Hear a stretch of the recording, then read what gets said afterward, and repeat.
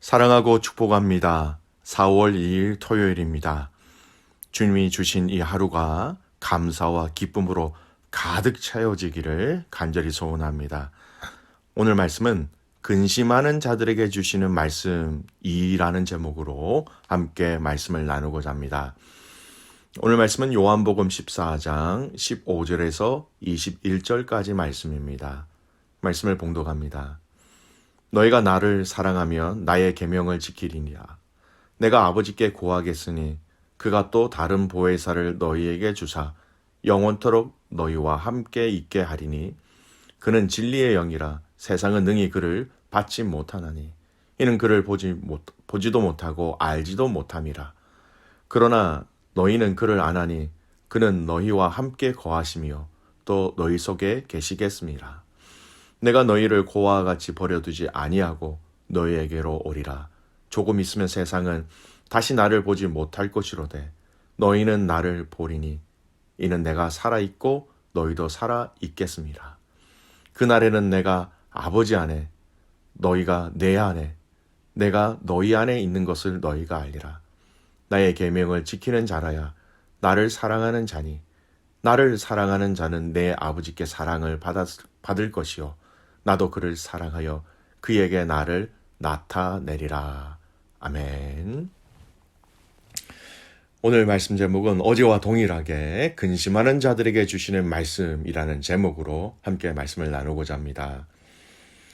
예수님은 당신이 하나님 아버지께로 가실 것을 아시고 제자들에게 위로하시면서 그들에게 필요한 말씀을 해주시는 것이 요한복음 14장의 큰 그림입니다.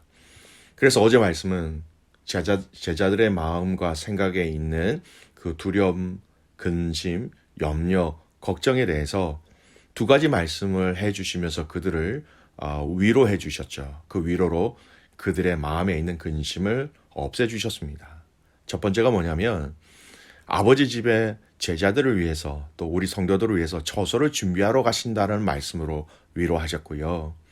두 번째, 예수님의 이름으로 기도하면 들으시겠다. 그리고 예수님이 직접 일하시겠다라는 말씀으로 그들의 마음에 있는 두려움을 없애주셨습니다. 오늘 주신 이 말씀도요. 이러한 맥락으로 보면 훨씬 더 본문의 의미가 더 명확해집니다. 예수님은 오늘 본문에서 당신이 아버지께로 가시면 다른 보혜사를 주시겠다라고 말씀하시면서 제자들을 위로하고 격려하고 계십니다. 16절 말씀 보세요. 내가 아버지께 고하겠으니 그가 또 다른 보혜사를 너희에게 주사 영원토록 너희와 함께 있게 하리니. 예수님이 가시면서 아버지와 예수님이 보내시는 성령님을 주시겠다고 말씀하십니다. 당신이 간 그 빈자리에 보혜사 성령님을 보내셔서 함께 하시겠다고 약속하시는 것이지요. 여러분, 이 보혜사라는 단어는 사복음서 중에 요한복음에만 나오는 말씀으로 이 단어로 그 의미가 조언자 또는 위로자라는 의미를 가지고 있습니다. 지난 주일 예배 때 말씀을 설명을 해드린 것처럼 이 보혜사라는 단어가 헬라어로 파라클레이토스라는 단어죠. 파라, 옆에 있다라는 것. 그리고 클레이토스라는 단어는 돕는 자라는 것이죠. 그래서 이것을 조합해 보면 원적으로 설명하면 옆에 같이 있으면서 도우시는 분, 그런 의미입니다. 바로 성령님은 우리 옆에서 함께 계셔서 우리를 도우시는 분이다라는 것이죠. 오늘 이 성령님의 함께 하심을 누리는 복된 가족들이 되시기를 주님의 이름으로 축복합니다. 성령님이 우리와 함께 하신다는 그 자체가 여러분 우리에겐 얼마나 큰 위로와 힘이 되는지 모릅니다. 여러분 기억하십시오. 저와 여러분의 삶에 성령님이 항상 함께 하십니다. 그렇게 약속하셨습니다. 아버지와 예수님이 보내신 그 성령님을 함께 한다라는 것은 사실은 삼위일체 교리로 설명한다면 삼위 하나님이 우리와 함께 하신다라는 의미이기도 합니다. 믿음의 성도 여러분, 여러분이 가는 곳마다 그 삼위 하나님이 함께 하고 계시고 함께 하시는 그 삼위 하나님을 통해서 여러분은 당당하고 힘차게 그리고 두려움 없이 신앙의 그 길을 전진해 나가야 된다라는 것이지요. 여러분 기억하십시오. 하나님이 우리와 함께 하십니다. 그렇기 때문에 거칠 것 없이 두려움 없이 신앙의 전진이 우리에게 필요한 것이죠. 믿음의 사람들이 가는 길에 하나님이 함께하고 계심을 여러분 절대 잊지 마시기 바랍니다. 그 길이 힘들고 때로는 지치고 때로는 포기하고 싶은 그런 마음과 환경이 찾아올 때도 있지만 그때마다 우리가 잊지 말아야 할 것은 그 모든 과정과 순간순간을 주님은 여전히 우리와 함께하고 계시다라는 것입니다. 이 함께 하시겠다, 예수님 대신 성령님을 통하여서 함께 하시겠다라고 말씀하시면서 제자들의 안에 있는 주님이 가시면 어떻게 하나라는 그 근심을 대신 위로하시고 대신 새로운 소망을 그들에게 주셨던 것이지요. 두 번째 우리가 살펴볼 말씀은요. 이 성령님을 받는 자, 이 성령님을 아는 자에 대해서 말씀하고 계십니다. 말씀해 보면 세상은 이 눈에 보이지 않는 성령님, 이 성령님, 진리의 영이신 성령님을 받지도 못하고 보지도 못하고 알지도 못한다라고 17절에 그렇게 말씀하고 있습니다. 하지만 예수님은 제자들을 향하여 너희는 그를 아나니라고 말씀하고 계십니다. 세상은 모르지만 너희는 제자들은 그 성령님을 안다라고 말씀하고 있습니다. 여러분 이미 성령님에 대해서 아나니라고 이 안다라는 이 의미가 완료의 시제로 얘기하고 있습니다. 이미 알았다라는 겁니다. 근데 여러분 잘 아시는 것처럼 성령님이 예수님이 승천하시고 난 다음에 마가다락방에서 임재하셨죠. 제자들은 예수님을 이미 알고 있었습니다. 예수님을 하나님이 보내신 아들이 되시고 구원자 되심을 이미 알고 있었다라는 이것은요. 결국 이전에 성령님을 통해서 하나님은 그들에게 예수 그리스도에 대한 믿음을 이미 주셨다라는 것이죠. 그래서 예수님을 본 자들이 다 예수님을 믿는 것이 아니라는 것을 또 알아야 합니다. 수많은 무리와 제사장, 바리새인들이 예수님을 보았지만 본 것으로 그쳤고 예수님을 하나님의 아들로 구원자 되심으로 믿지 못했습니다. 심지어 제자들 중에서도 예수님과 함께 있던 유다도 예수님을 보았고 예수님과 함께 3년이라는 세월을 보냈지만 결국 예수님을 하나님의 아들 메시아로서는 믿지 못하였다라는 것이죠. 하지만 제자들은 그들이 예수님을 믿었기에 또 이렇게 믿게 하시는 성령님의 사역이 이미 그들 안에 역사하셨기 때문에 예수님은 제자들을 향하여 그 성령님을 아나니라고 완료의 시제로 말씀하신 것입니다. 믿음의 가족 여러분, 여러분이 예수 그리스도에 대한 온전한 믿음의 고백과 삶으로서의 확신이 있다면 이미 여러분 안에 성령님이 역사하신 것입니다. 이미 그분이 여러분 안에 계신 것이고요. 여러분과 함께 동행하고 계신 것이죠. 여러분, 계속해서 하나님이 우리와 함께 하심을, 동행하심을, 성령님이 이미 우리 안에 계심을 못 보게 하거나 또 느끼지 못하게 하는 것이 바로 사단의 전략이라는 것입니다. 여러분 절대 속지 마시기 바랍니다. 하나님이 함께하지 않는 것 같다. 하나님이 내 안에 계시지 않는 것 같다. 성령님이 멀리 계시는 것 같다. 여러분 사단이 주는 감정의 속임수, 지성의 속임수에 속지 않기를 바랍니다. 오늘 우리에게 주신 예수님에 대한 믿음으로 성령님의 함께 하심으로 삼위 하나님과 깊은 교제와 친밀함을 누리시는 하루가 되시기를 간절히 소원합니다. 그래서 오늘은 이미 그들에게 성령님이 함께하고 계시다라는 말씀으로 제자들을 위로하고 계시고 그들 안에 있는 근심을 없애주고 계신 것입니다. 세 번째, 오늘 예수님은 이렇게 성령님이 함께 하시는 것뿐만 아니라 당신이 다시 오실 것을 이야기합니다. 내가 지금 가는 것, 이것을 두려워하지 말라라고 말씀하시면서 그날에 내가 다시 올 것이다 라고 말씀하시죠. 우리가 아이들을 양육하다 보면 부모님이 외출할 때 아이들이 항상 하는 질문이 있습니다. 엄마, 아빠 언제 오세요? 여러분, 아이들이 왜 이런 질문을 할까요? 엄마, 아빠가 없다라는 그 자체가 아이들에게는 여러 가지 불안의 요소가 될 수 있기 때문입니다.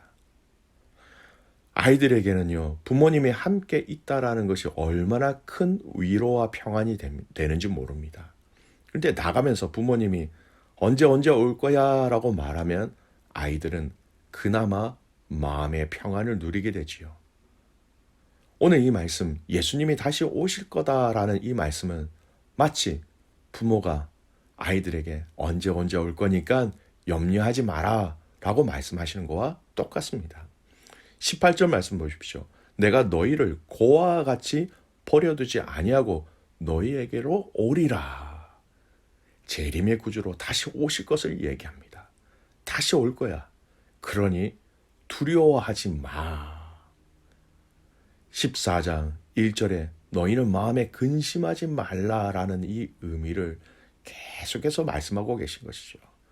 내가 지금 가는 것 같지만 내가 다시 올 거야. 고아처럼 너희를 버려두지 아니할 거야. 그러니 염려하지 마. 근심하지 마. 다시 오실 주님을 통하여서 제자들에게 다시 만날 그날을 말씀하시면서 그들을 위로하시고 격려하시고 그들에 있는 모든 불안의 요소들을 예수님께서 친히 없애주고 계신 것입니다.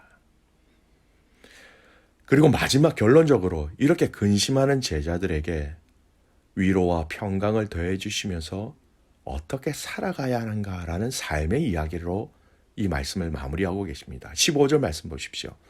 나를 사랑하면 나의 계명을 지키리라. 21절 말씀. 나의 계명을 지키는 자라야 나를 사랑하는 자니 염려하지 말라 말씀하시면서 예수님은 성령님을 통하여 또 당신이 다시 오심을 통하여 예수님이 말씀하신 이 말씀을 너희는 나를 지키며 사랑하며 살아가라고 말씀하십니다.